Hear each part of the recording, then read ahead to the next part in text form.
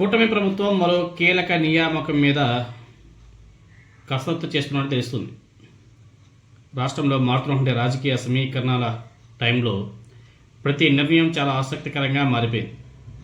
YSR Congress party హయాంలో కొందరు కీలక అధికారుల మీద ఆనాడు ఊహించే నిర్ణయాలు జరిగాయి. ఇప్పుడు కూటమి ప్రభుత్వంలో వాళ్లకు తగిన ప్రాధాన్యత ఇచ్చి వైసీపీ మీద కొంచెం స్ట్రాంగ్గానే ఉండాలి అని చెప్పేసి భావిస్తున్నట్టుగా కనిపిస్తుంది.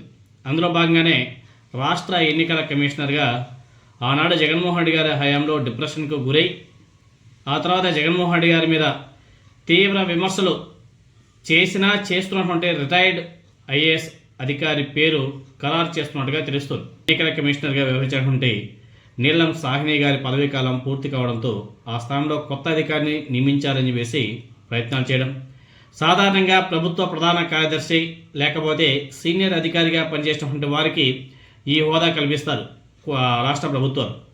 జగన్మోహన్ రెడ్డి గారి హయాంలో ఆనాడు కూడా ప్రభుత్వ ప్రధాన కార్యదర్శిగా పనిచేసినటువంటి నీలం సాహ్ని గారికి ఆనాడు జగన్మోహన్ రెడ్డి గారు ఆ పదవి ఇవ్వడం జరిగింది. జగన్మోహన్ రెడ్డి గారి హయాంలో రాష్ట్ర ఎన్నికల కమిషనర్గా పనిచేసినటువంటి నిమ్మగడ్డ ప్రసాద్తో ఓపెన్ విభేదాలు కొనసాగాయి, మనందరం కూడా చూసాం. దీంతోనే నిమ్మగడ్డను తప్పించే క్రమంలో న్యాయపరంగానూ చాలా వివాదం నడిచింది. సో ఇక కూటమి ప్రభుత్వం ప్రస్తుతం అయితే ఇద్దరు రిటైర్డ్ ఐఏఎస్ల పేర్లు అయితే పరిశీలన చేస్తుందంట.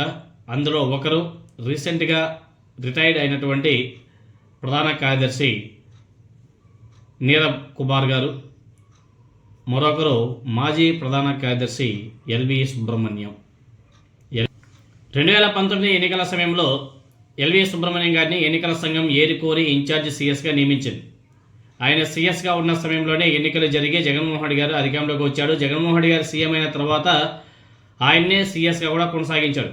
ఆ తర్వాత చోటు చేసుకున్న పరిణామాలు, సీఎంఓలో ఉన్నటువంటి ఒక అధికారితో మొదలైన వివాదం, జగన్మోహన్ రెడ్డి గారి ఆగ్రహంతో ఆకస్మికంగా ప్రభుత్వ ప్రధాన కార్యదర్శి హోదాలో ఉన్నటువంటి ఎల్వి సుబ్రహ్మణ్యం గారిని ప్రభుత్వం ఆ పదవి నుంచి తప్పించడం జరిగింది. ఆయనకు డిమోషన్ ఇచ్చింది ఆనాడు వైసీపీ ప్రభుత్వం.